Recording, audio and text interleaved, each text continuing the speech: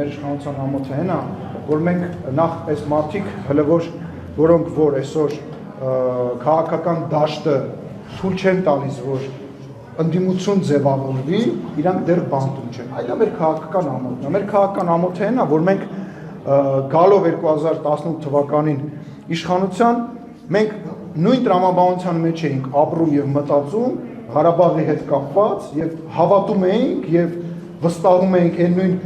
տրամաբանությանը, որը որ գոյություն ունեցել 30 տարի, այսինքն որ կզանգենք ռուսին ինքը պատերազմը կկանգնացնի եւ մենք կարանք ոչ մի բան չանենք Ղարաբաղի համար։ Մենք կարանք մեր գեներալները ախրանիկներով եւ տներով ման գան։ Մենք կարանք ոչ մի բան չանենք, կզանգենք ռուսին, ռուսը կպահի այդ պատերազմը։ Այդ է մեր քաղաքական ամոթը, որովհետեւ մենք մտածում ենք, դե լավ, եթե այդ համակարգը գործել է, եկեք այդ համակարգին ձեր տան, փորձեցինք տնտեսությունը, բան, բայց պատերազմը գցեցին մեր ջեբը ու գնացին, այո, ամոթա, որ մենք թույլ տվեցինք, որ պատերազմը, այդ խաբկանքը, այդ սուտը գցեցին մեր ջեբը ու իրանք թռան, որտեղ ես գիտեք ինչն եմ հիշում, ես դրա մասին գրել եմ։ Սերժ Սարգսյանին տանում են դատեն 2020 թվականի հունվարին,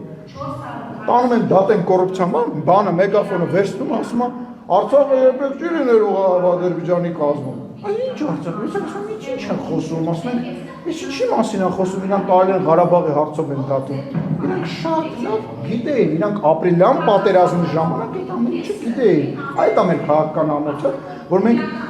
նոր էինք ու չենք պատկերացնում, որ այդ աստիճանի թշնամաբար կարելի է Հայաստանին վերաբերվել ու հայ ժողովրդին վրա։ Այդ է մեր ամոթը։